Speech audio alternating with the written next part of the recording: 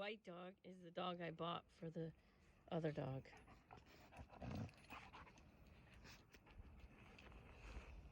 I bought a dog for my dog because I saw this happening in my third eye.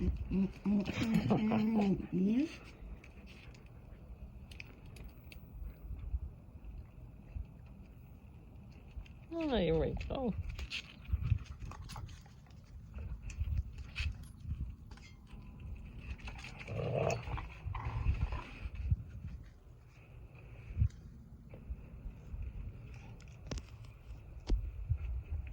Aren't they amazing?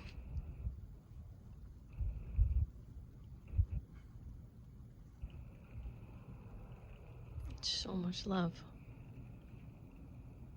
So both of these dogs were not supposed to be my dogs in the real world.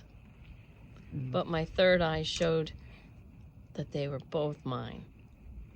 So Chase is on the left.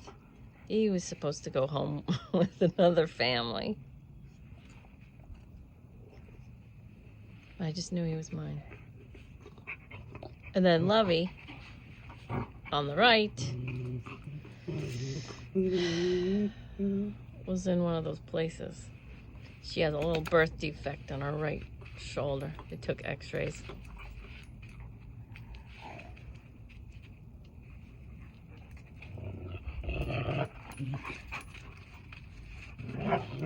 Anyway, your third eye is not just to tell you when to take an umbrella when it rains. Your third eye also serves you in finding your mate and your animals.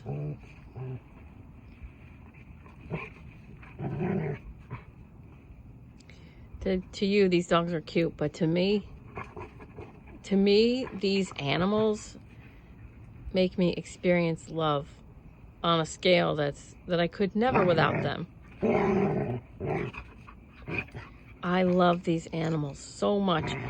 There was a person I used to be friends with who was on Facebook, loved to mess with people on Facebook. Said, "Why do you have 4 dogs?" I said, "Why are you on Facebook?" And he's like, "What? How's that, relevant?" He said, "My 4 dogs make me say and think, oh my God, I love you hundreds of times a day. I guarantee that I get more out of my dogs than you get out of Facebook." Oh, look at my 17-year-old.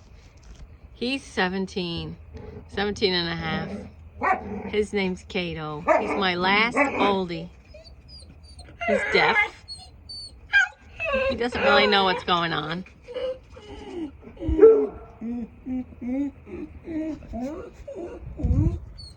Where did they go?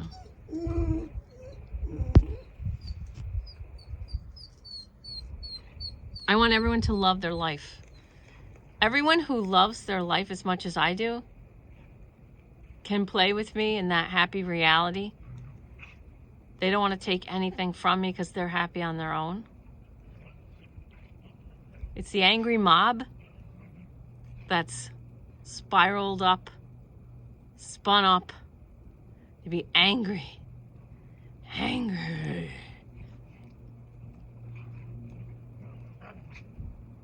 We found a way to buy land that's heavily, swampy, and create a life on land that people didn't really want. And maybe God or the universe gave it to me because my husband and I do a lot of free stuff for people. So maybe God or the universe gave us this wetland area that no one wanted.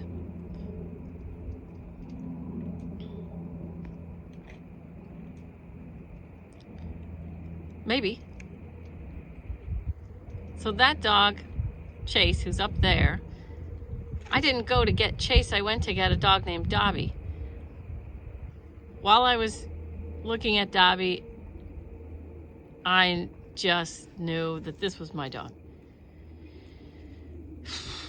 Dobby is living with another incredible family right now who probably would never have found their way to the shelter to pick up Dobby. Now I have Chase, they have Dobby. And things are the way they are. But if you can just be happy, if you can find your way of being happy,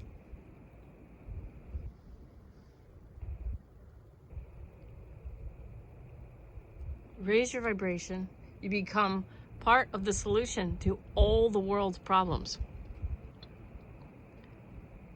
These wetlands that we sort of own, except we have to pay gobs of taxes every year, so we don't really own anything. But these that we're fortunate enough to be able to live on, these wetlands, it doesn't take anything away from anybody. All the people that we're friends with get to use whatever we've got. These dogs get to live. I had 6 dogs over the summer. My two old ones passed. We have goats. You know, we share our stuff. I just want everyone to be happy. Okay, that's enough. Love your life. Love yourself. Love your animals.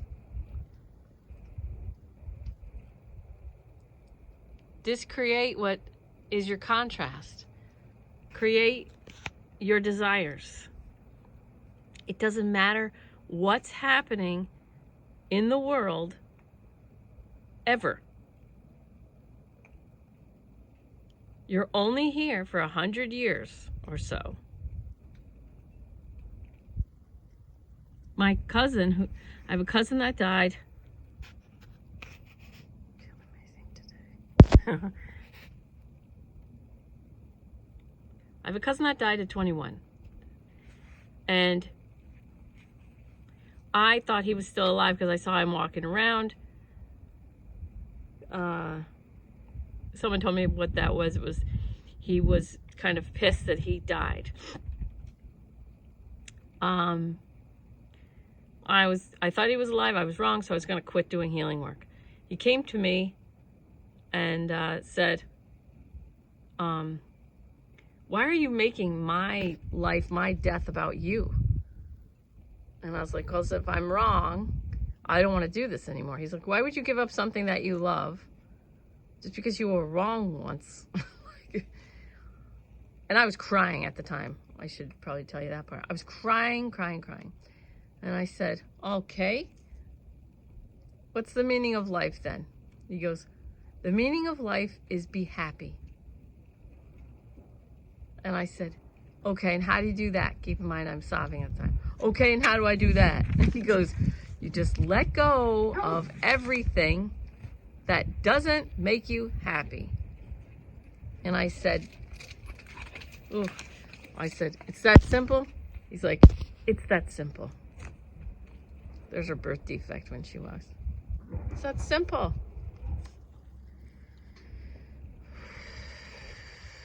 Beam Curly Baba says, you have been taught to be sad. You have been taught to be sad. You've been taught to be sad. Why? Why would anyone teach you to be sad? Why? Because it makes money. It makes war, which makes money. It makes money.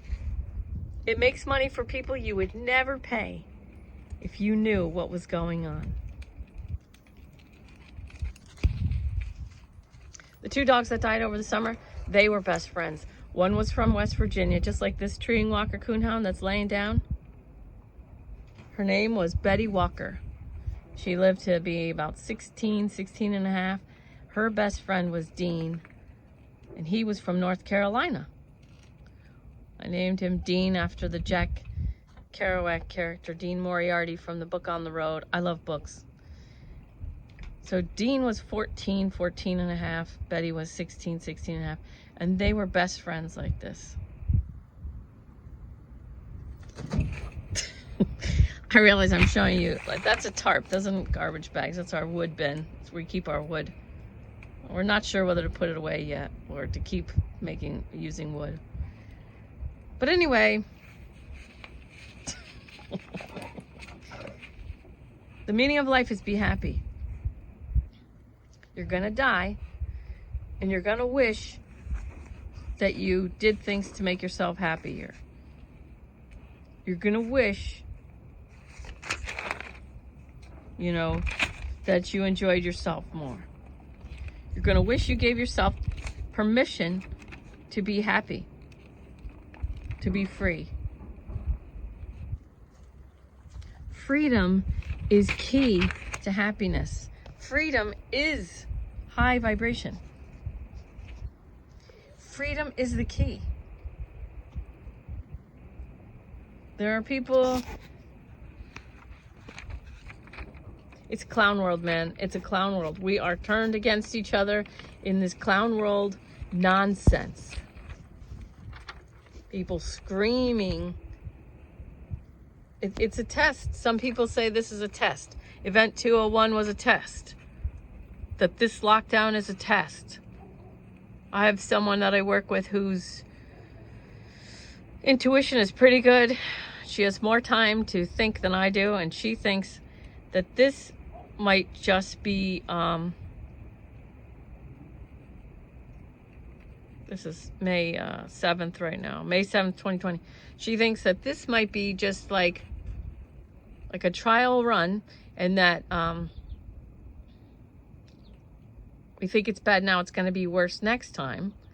And then there are these and she didn't even hear these people, but these doctors from California say, you know, the way that people are being told to stay locked up is killing their immune system. And so if whatever viruses come around in the fall, it's going to really knock people right out. It's going to kill a lot of people because no one's challenging their immune system now. So, I mean, we just have to see. But, you know, some people who are getting their news from places like CNN, you know, and they're believing it, they are screaming at people who don't get their news from CNN. They're screaming at people who aren't doing what CNN's telling you to do. And let me just say, you know, supposedly Chris Cuomo had coronavirus. Supposedly he had it.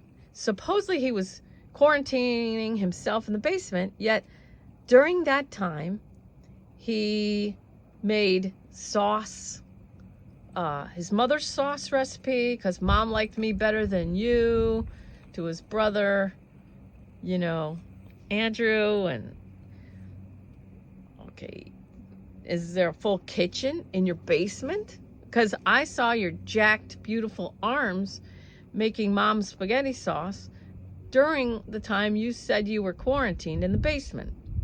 Then you went on some show to talk about some fat tire biker when you were also supposedly quarantined all by yourself in the basement, except that you were with your family on some property where the house isn't built yet.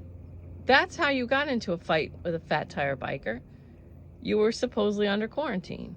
There's all these things. And then you emerge after that from the basement. One shot looked like he had a haircut. You know, it's like, then you emerge from the basement after all these things. How are people still believing? And listen, I think Chris Cuomo is a beautiful human being. I think he's beautiful. I love the way he looks. You know, when he's like, he's chiseled. I mean, his body is beautiful. His face is chiseled. He's beautiful. He sort of looks like a male version of the female blow-up dolls, the sex dolls, with his face, like his eyes and his mouth. He sort of looks like a blow-up sex doll. And so I get it. He's extremely attractive. And then he tells people, you know, you're not allowed to possess the WikiLeaks emails. You have to get all your news from us. Yeah. You know, whatever. But I'll tell you, this, what did I say? I'm doing a healing right now. But I just had to get my dogs on video while they were doing that. I'm just following my guidance here, but let's see. Where did it come? Oh, here. The split is coming, and you know you'd rather be floating on your own than following CNN in fear. That's good. Hi, babe. All right, so the split's coming. It's coming. It's going to be basically CNN fear or, people who are skeptical but learn to listen. People who want to be happy. People who want high vibration. CNN is not giving you a high vibration. That's not its job. The people in CNN, just like Brian Williams says, the newscaster who can't do math, Brian Williams thinks that it's so true that 336 billion people can split $500 million, each get $1 million and have money left over. That Brian Williams can't do math. He thinks his job is to scare the hell out of people. He said it. It is his job. He's telling you the truth. Absolutely, he's telling you the truth when he says, it's my job to scare the hell out of you. It is. And when you're in fear, 100 level vibration, when you're in fear, it's easy to make you mad. Because anger's 150. I say it all the time. And you can make that your choice. You can choose that reality. You can choose to keep letting CNN. Somebody's like, Snopes. It's like, Snopes? Oh my God, that's hilarious. Somebody goes, you lost me at Snopes, buddy. And it's like, some people still think Snopes is this, beacon of truth. They didn't get the memo on Snopes years ago what it is. Or they don't care, and that's fine. But I'm telling you, there is a huge split. And, the shift is coming. And the people who've kept their mouths shut, like me, for as long as we can remember, we let all these people who thought that CNN is this beacon of truth, that Snopes was a beacon of truth. We let people think that. They're like, all right, go ahead. If that's your reality, that's fine. And a lot of us just kept our mouths shut. But I'll tell you what, you're starting to infringe on our freedom now, and that's a problem. First Amendment, freedom of speech. George Carlin didn't like it. George Carlin hated political correctness. I say comedians are saving us, like Ricky Gervais and Dave Chappelle and Bill Burr. All these comedians just saying whatever the hell they want to say. It's saving us because it's still freedom of speech. They're exercising their freedom of speech. I know I'm leaving out all these great comedians. There's so many good ones. So comedians are saving us. And now the doctors. Now it's the doctors' turn. The doctors are saying, look, this is what they're doing. This is what's happening. The doctors are telling the truth. They're getting shut down. Now some cops. Now it's some cops. Some cops are saying, look, buddy. Look, other cops.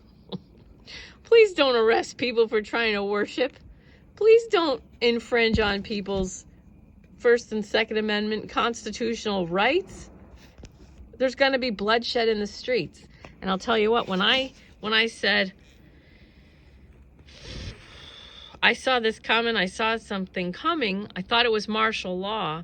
I'm starting to think that what we've seen as this medical martial law is not what I saw coming.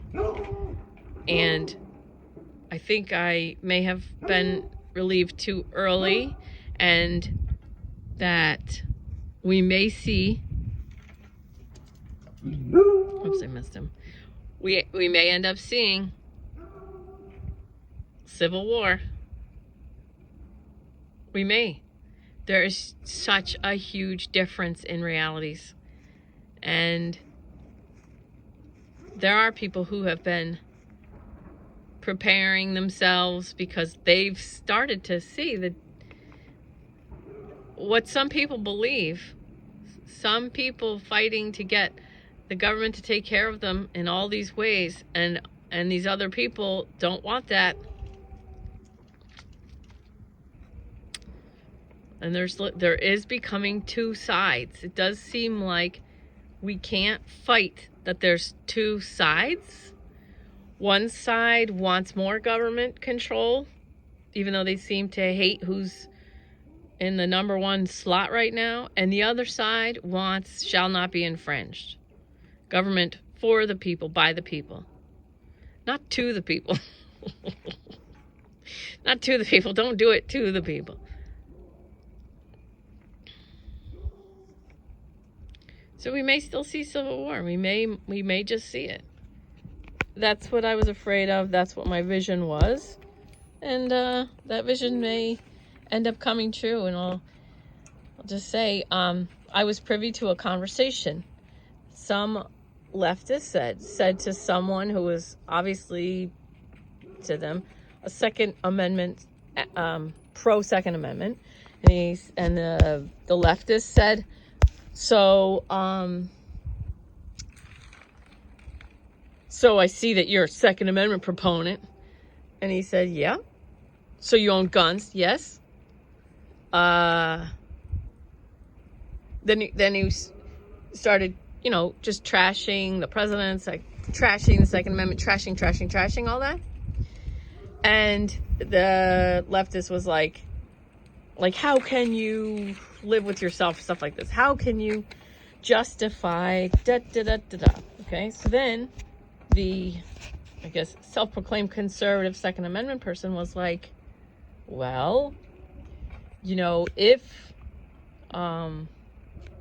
this happens, then this is going to happen, and it's going to steamroll, and then, you could see grocery. This was months and months ago. This was before winter of 2019. Okay, so this whole thing wasn't even on the radar.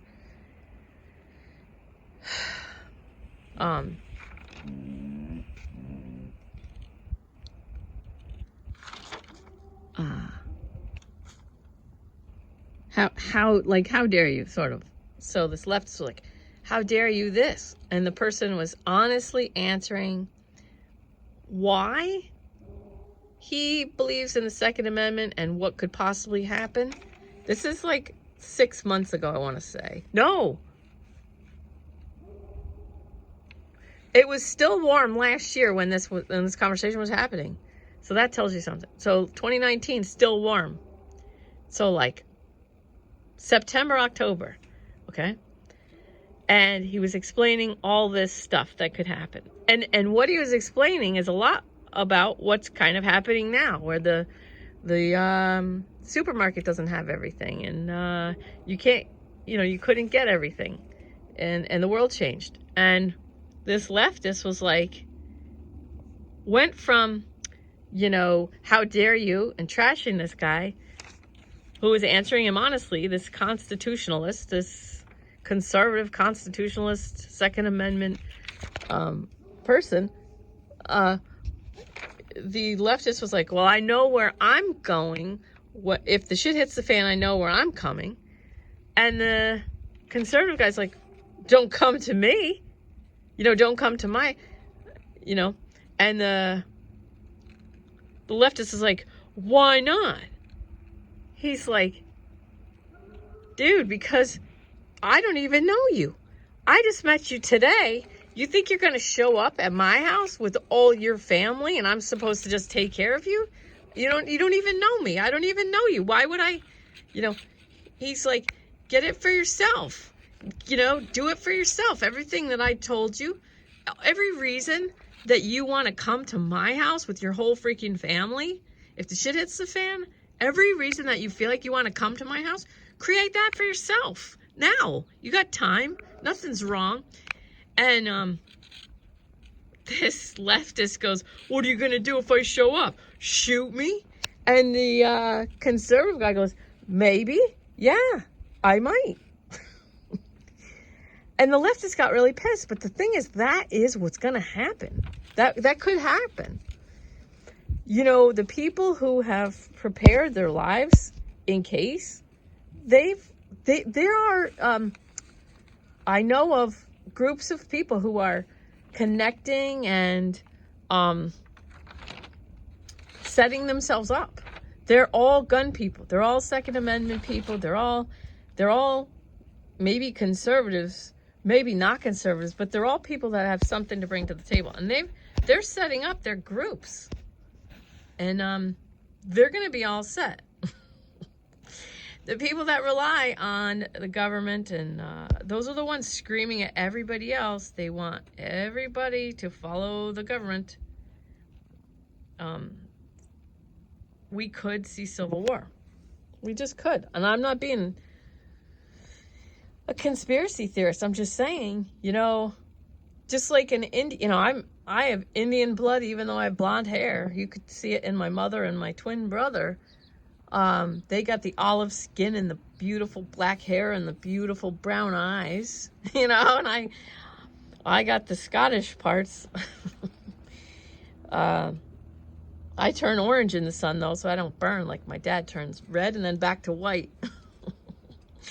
So I turn orange, thank God for my Indian blood. But it's like the Indians putting their ear to the ground. And I don't know exactly what's coming, but I know it can't keep going like this. And I say, when the levee breaks, we'll see. But, you know, I wish everybody the best of luck. I talk to dead people, so I talk to people in my work that were alive and now are no longer alive. And they say the coolest stuff. And, you know, I want to live to 120. That gives me like 70 and a half more years. I would really like to make it 70 and a half more years. So,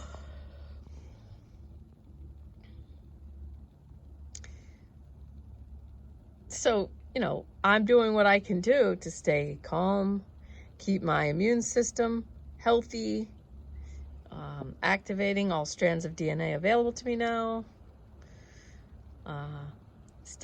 maintaining, establishing, achieving, and maintaining the highest possible vibrations. Fear is 100. I want to stay away from that. It's not that I never feel fear. It's that when I feel fear, I'm aware that I feel fear. I feel different. I feel it, release it. But I can't try, trying's not doing. I can't try to release fear out of being afraid that I'm in a fear vibration. Because what we resist persists. So I feel the fear, I get the information out of it. What's my intuitive heart? What's my soul? What's my higher self trying to tell me with this fear? Because I'll tell you, mobs of scared people is scary to me. That's good. That's good. When I sat in that, when I sat in that Roger Waters concert with my 9-year-old son, and everybody was so hateful and thinking that they're loving and cheering on this hatefulness, it was like Sieg Heil. They were cheering on hatefulness, thinking that's love. That was fucking scary, man. That was so fucking scary to me, to be with thousands of people in an auditorium on the day after Roger Waters' birthday, and in Newark, and oh my God, that was awful.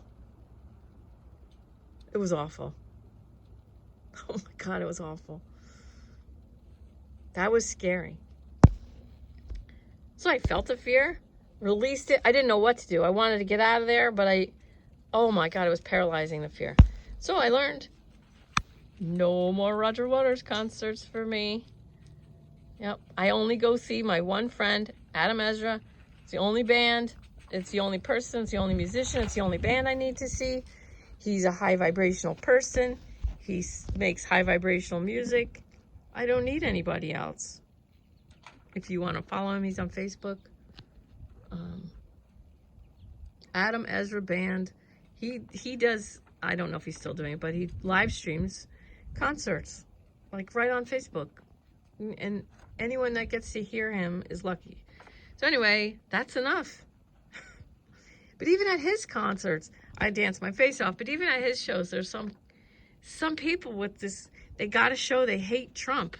Well, good for you, but I don't need to be around hateful people. Scare the shit out of me, and hateful people who think they're loving are even scarier. And then mobs of those people is the scariest thing. So I'll tell you what, if I have to pick a side, it's going to be the side of the people who are grounded and calm and prepared.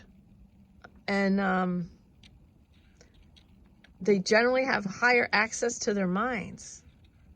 And one of the people that I know in one of the conservative type groups, I don't know, he's probably a conservative, but anyway, he's a prepared person.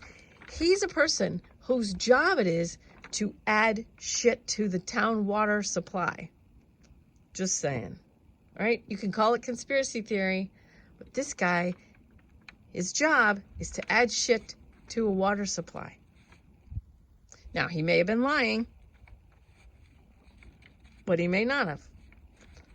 And when I work on my third eye and I feel, whether it's true or not, it rings true for me. And these doctors that are getting shut off YouTube for saying azithromycin, hydro, you know what I'm saying. I don't want to say it. And zinc. We're not allowed to say, take vitamins. Vitamin Charlie. We're not allowed to say, it's conspiracy theory to say that the sun and the beach, the salt water is healing. That's conspiracy theory. Okay? If I have to pick a side, I know what side I'm on. And you know what? I used to hate that there were sides. I honestly hated sides. Because I was like, ugh. And I say, just be the light. Just be the light. Highest vibration, be the light that exposes all. And yada, yada, yada. But I'll tell you what, maybe the sides are the evolution. Maybe having one side follow CNN, lower their vibration, get all nutso, go to Roger Waters' concerts, hate, think it's love, love, love. And then the other side is just calm down, come to center, get prepared, da-da-da-da-da. We're doing our thing, let them do their thing. And then if a civil war breaks out, then it does. And maybe that's our evolution. I don't know. I didn't want that to be true. I don't want there to be a civil war, but maybe that's what's meant to happen. Maybe the freaking out, scared leftist people, maybe a fight between them and the calm, rational, prepared people who the leftists and the CNN followers just make fun of mercilessly, condescension out the ass. Maybe a fight is what's meant to happen. I don't know. My ego says no. I hope not. I don't want there to be any bloodshed. I don't want anyone to die. But 3 million people a year die. What can you do? You can only be love, be peace. But freedom is an important component of loving and living your life. And that's what I want to say. And I love you. Bye.